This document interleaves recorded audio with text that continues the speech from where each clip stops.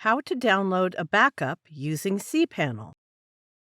Log into your cPanel account and you will be on this page. Go to Files section and click Backup Wizard. Below the Backup or Restore heading, click the Backup button.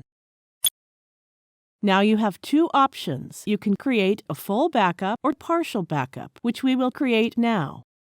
Let's create a backup of home directory only. Click the Home Directory button. The download of backup has started.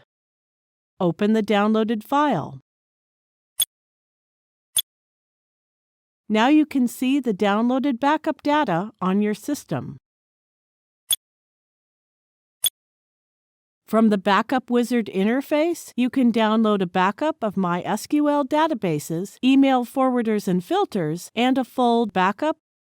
Thank you for watching.